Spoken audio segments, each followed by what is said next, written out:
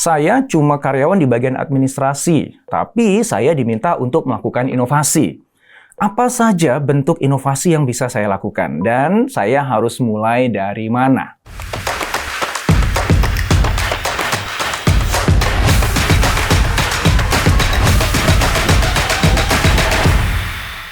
Anda bisa berinovasi baik pakai teknologi atau nggak pakai teknologi, ya. Nih, saya akan kasih contoh yang nggak pakai teknologi dulu ya. Misalnya nih, sebagai orang yang bertanggung jawab di urusan administrasi, kamu kan pasti harus jalanin serangkaian prosedur kan. Dan bisa jadi kamu temukan bahwa ada prosedur-prosedur yang sebenarnya itu terlalu panjang, terlalu ribet, nggak perlu. Itu mungkin banget loh. Ya, selama kamu nggak terjebak dalam prosedur itu, tapi kamu agak menjauh sedikit, coba ngelihat gitu secara objektif gitu. Dah, dari situ aja kan kamu bisa dapat ide inovasi tuh. Gimana caranya aku membuat prosedur tadi jadi lebih sederhana? Ya, mana yang itu bisa dikurangi, mana yang itu bisa dibuang atau digantikan dengan sesuatu yang lebih simpel misalnya.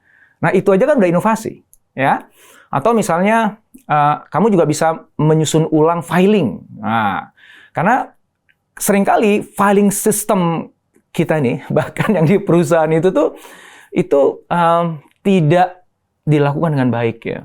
Nah, jadi misalnya ya, kamu akhirnya setelah kamu evaluasi filing sistemnya, kamu menemukan ada yang, wah ini kayaknya nih nggak logis nih, sehingga filing system yang model kayak gini agak berantakan, sehingga nanti kalau aku butuh file tertentu, aku nggak akan mudah untuk menemukannya. Kamu kan bisa buat filing system yang lebih logis, lebih efisien, gitu, sehingga semua data dokumen itu terorganisir dengan baik gitu. Jadi nanti kalau untuk mau search-nya gampang, nanti kalau mau memakainya juga gampang dan lain sebagainya, dan juga aman, ya. Oke, apalagi yang masih nggak usah pakai teknologi, komunikasi misalnya. Nah, kadang-kadang teman-teman semuanya di bagian administrasi itu kan bagian yang sering banget berhubungan dengan orang lain. Karena semua orang lain itu butuh data, butuh informasi, ya, butuh memproses sesuatu, dan artinya itu akan melibatkan teman-teman semua kan. Dan seringkali problem itu muncul karena komunikasi yang nggak bagus gitu. Datanya ada sebenarnya. Kamu pun juga bisa lakukan pekerjaannya sebenarnya. Tapi karena mungkin yang minta informasi itu atau minta data itu mungkin ngomongnya nggak clear, akhirnya kamu mengerjakan sesuatu yang salah sehingga akhirnya bikin bete dia dan akhirnya jadi konflik yang nggak perlu. Kan kayak gitu kan ya? Termasuk misalnya prosedur gitu ya. Harusnya ada prosedur yang clear, tapi karena ini nggak tersampaikan dengan baik, akhirnya ya, orang jalanin sesuai dengan apa yang dia pahami sendiri-sendiri dan akhirnya ini jadi masalah di kemudian hari. Ya nggak? So, di bagian itu kan kamu bisa inovasi juga. Ya kan? Membuat mekanisme komunikasi yang lebih simpel, lebih tepat sasaran, dan efektif. Efektif itu artinya adalah apa yang dibutuhkan itu didapat gitu, apa yang dicari itu didapat gitu. Nah, coba deh, macam-macam ya, misalnya sesederhana kayak, oke, kita ngebuat ini ya, pertemuan rutin harian yang cuma 15 menit ya, sebagian nyebutnya tuh cycle meeting misalnya, atau stand up meeting lah gitu. Yang intinya adalah kita sama-sama tahu yang dibutuhkan oleh setiap orang apa pada hari itu, dan apa yang harus dilakukan, apa kendalanya kemarin, yuk kita perbaiki yuk gitu.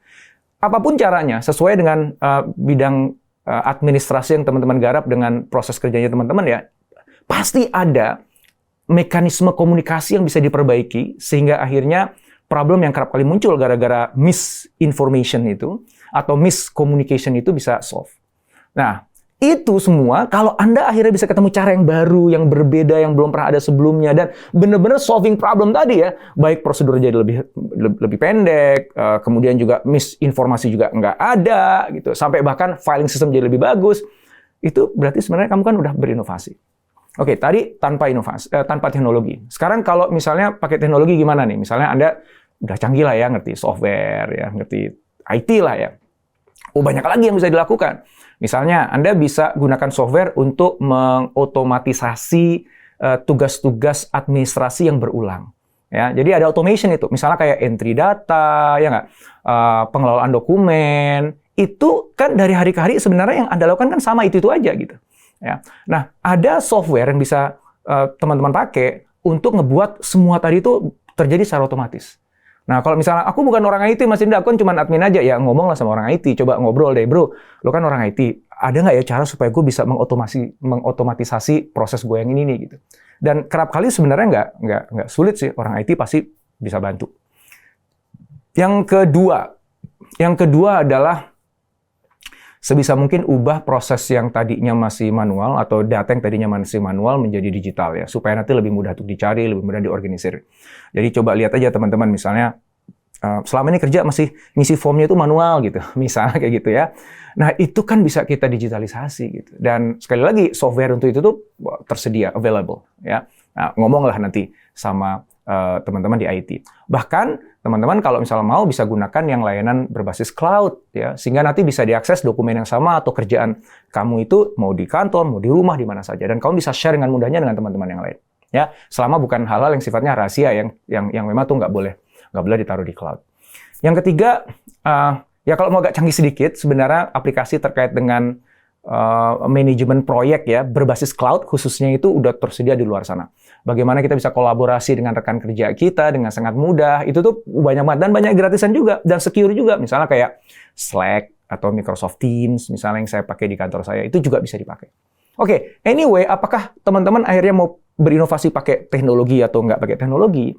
Kan sekarang udah kebayang dong, ternyata walaupun kamu tuh ada di bagian administrasi, ruang-ruang di mana kamu bisa berinovasi dan kontribusi bagi perusahaan itu kan gede gitu. Tinggal kamunya aja gitu, beneran pengen inovasi apa enggak? Ya kan, contohnya aku udah kasih kan. Oke, so mulainya dari mana, Mas Indra, supaya aku bisa mulai berinovasi kayak gitu? Saran saya nih, yang pertama adalah kamu mulai dari diri kamu sendiri deh, dari kerjaan yang kamu lakukan. Itu dulu ya. Jadi kamu lihat selama ini kamu kerja kayak gimana sih, flow-nya kayak gimana sih, tahapan-tahapannya kayak gimana sih, berhubungan dengan siapa aja sih. Kemudian evaluasi. Ya, jangan-jangan selama ini proses yang kamu jalankan itu ada redundancy-nya ya, ada pengulangan, kepanjangan, ada hal yang nggak perlu dilakukan di situ gitu. Wah, ini kan udah kelihatan, ini area yang bisa gue innovate ini. Gue bisa ubah supaya jadi lebih lean, lebih ringkas, lebih cepat, lebih mudah, lebih murah bahkan gitu. Ya. Itu yang pertama. Jadi lihat di kerjaan kamu sendiri. Cobalah berinovasi di kerjaan kamu sendiri aja. Karena itu yang semuanya pasti ada dalam kontrol kamu kan. Ya. Dan ujungnya menikmati hasilnya kan kamu juga kan. Ya. Oke, start dari situ. Yang kedua adalah kamu bisa berinovasi untuk bantu orang lain.